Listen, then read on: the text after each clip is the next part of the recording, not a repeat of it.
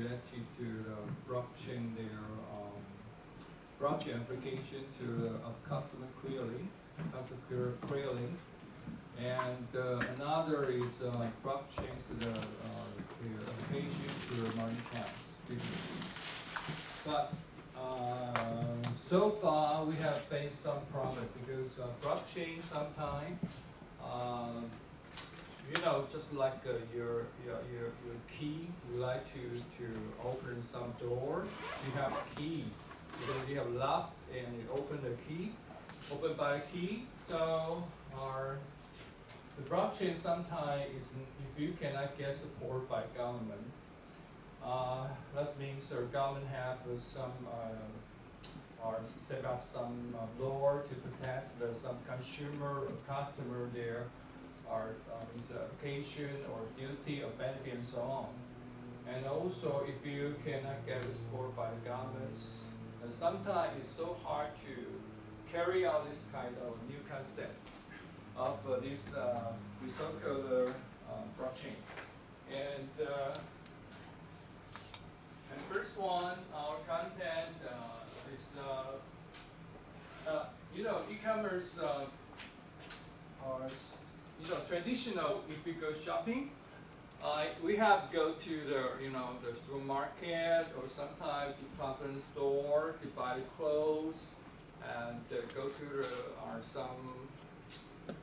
some shop to buy some foods, buy some clothes, and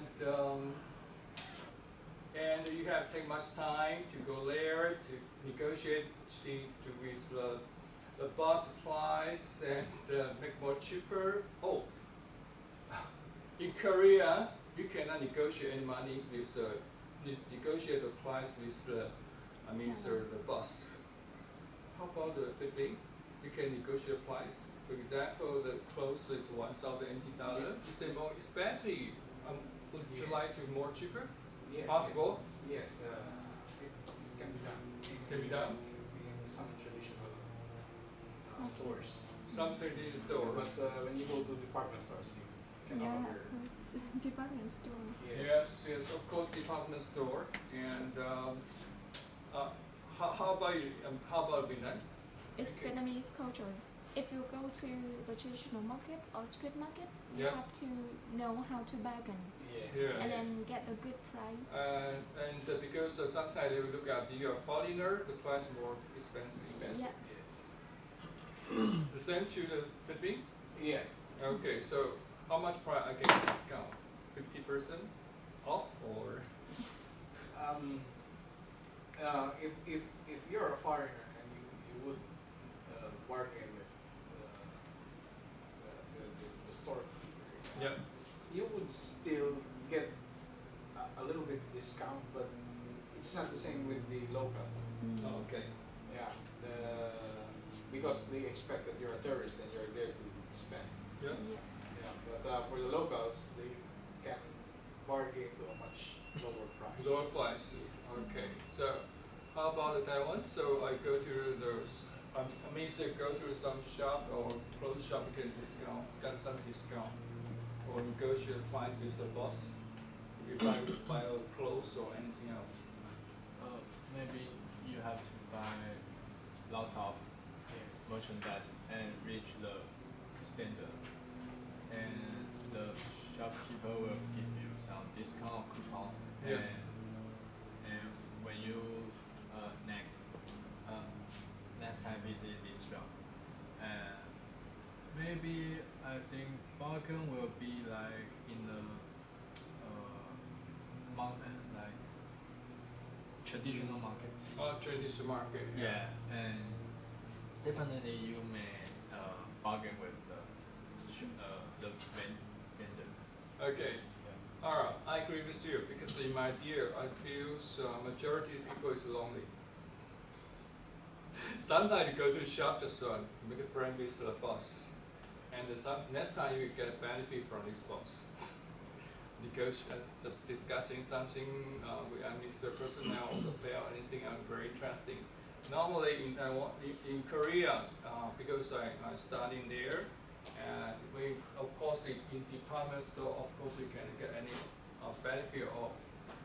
Some market also you cannot get any discount because they think so. If you bargain some price with the boss or shop owner, he say you are impolite. So different culture, different area, yeah. Okay, so because traditional or commerce lets me you have talk anything face to face and negotiate price and to establish your relationship with the boss or shop anywhere or customer. And sometimes you give some they just look like so they have some money for you and do anything just follow the SOP. But how about the e-commerce? Listen, e-commerce quite very popular, and because the COVID-19, a majority people afraid to because if you go to a shop, that means you talk to the fast. You are not sure your boss or your customer have some signal. So that's why normally the people will keep some with a social distance, at least 1 meter, 1 meter. Sometimes you can use your mobile phone to booking use some platform to booking something else and very conveniently. So, and you can see when people use their app to order some products, and they can get maybe next day or within 1 week, and to get this kind of the products by the logistic. So very convenient. Okay, you can go to 7-Eleven, get your stuff. You can go to the Taiwan post office, get stuff and so on. So very convenient. Okay, so how about the blockchain application in the maritime business? Of course, it's a new topic, but I'm not sure in the future this kind of new topic will be no more, or just just a fresh only. So we just continue to watch out. Of course, it's our online and agenda to introduce, including what is the definition or feature of a blockchain and the current status of the blockchain development and case study of blockchain application in shipping industry, advantage blockchain application in shipping. Of course, any kind of new system applied to the industry, you have faced some problem. What kind of problem will be happen? Okay, and of course, discussing the topic.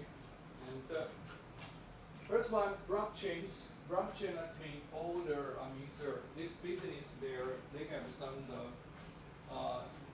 interest people will be combined together and use a lot to connect it together. And they can use this block to do their business. Of course, they can exchange their data. They sign some smart contracts with each other, so they have to get capital and to continue to their business. Okay. So how about blockchains? Yeah, because blockchain, this idea comes from Bitcoin. Because if you do business by Bitcoins, because it's an invisible coin. You have user with cryptocurrency, and share some another new name, Electrics. Electrics cash. Yeah, electric wallet. Just like so far, if you go to the shop, you have a different way to pay your money. For example, last Sunday, because the Mother's Day, right? So you have just bring my wife and some to eat some barbecue shop. and you can use your credit card, cash, of course. You can use with the electric cash, okay? Because you use your app to pay money, okay? You don't need to pay any money, okay? And also you can get we say commercial invoice by your app. Okay, so it's very convenient. So you don't need to, sometimes you take a coin or take some money. Sometimes it's very dirty. For example, or go to somewhere to buy the milk. So you sell pork meat, right? So I have changed to $1. Sometimes I feel very dirty.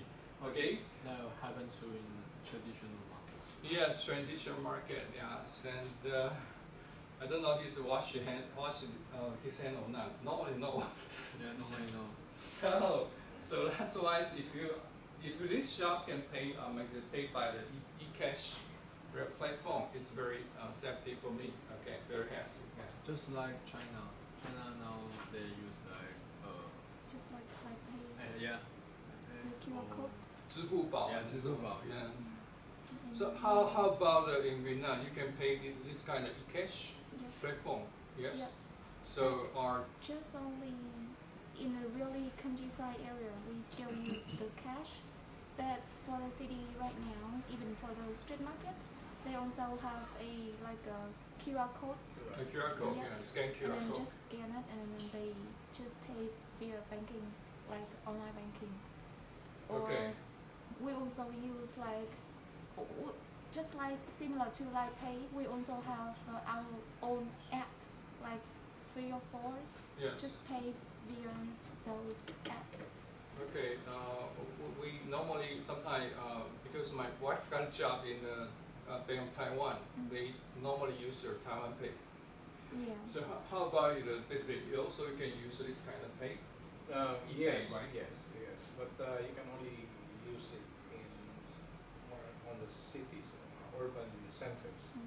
But in the countryside, Yes. it's still cash. Cash is still somehow people in the countryside still don't trust the system. They still want to hold the Take the cash. Yeah, The cash. cash. Because it's better to hold the cash rather than. Okay. So sometimes in China sometimes they use to control the people, just use your camera, and also because you use this kind of e-pay, right? E-pay sometimes you also know to get your messages about where you pay the money, where you're shopping, and also it's easy to leak out your private information. Are you afraid? Yes, that's part of the concerns with cybersecurity. Yeah. That your private information will be revealed by other persons, and I think that is also why before there was some resistance to Huawei. Huawei, yes. So far you can use Huawei, right? 5G. Yes, our telecommunications still use Huawei systems, especially the 4G, 5G systems. Yeah. Are you afraid? So don't worry about your personal data will be transmitted to China. Well, I think some of my personal data is already there. Already transferred. Okay. So there's nothing to worry about. But I don't usually use e-pay, e-pay. No, okay. How about you? Do you use e-pay? Sometimes, but I normally afraid that maybe my bank account will be leaked. Yeah, because the network can be trust.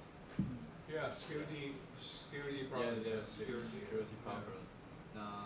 100% very safe. Of course. Okay. So the same to this blockchain. So security is quite very important to carry out this kind of say Yi-Chih or blockchain. Yeah. Okay, so the type of blockchain they have divided to different kind of blockchain. First one we say private blockchain. Yes, especially for some company they have a private because their offer is kind of or individual blockchains. And sometimes you can for some you have application, some document from your government authority, they belong to we say public blockchain. And also sometimes we'll mix, for example, you go to somewhere, for example, even my school send, you can apply for your student student score, yeah. And your student diplomas, and you can use the blockchain too. Constitute this kind of blockchain, that means the different company or different relatives partner will be combined together, become one block. For example, I just give you an example. For example, this one, okay? If you just mention about the international trades, okay? And the case. Normally we mention our business, okay? For example, here's international trade.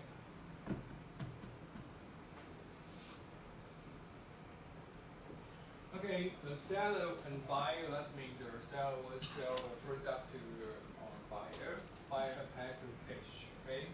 So normally this is a contracts, and in the contract they have some we say the payment terms. Okay.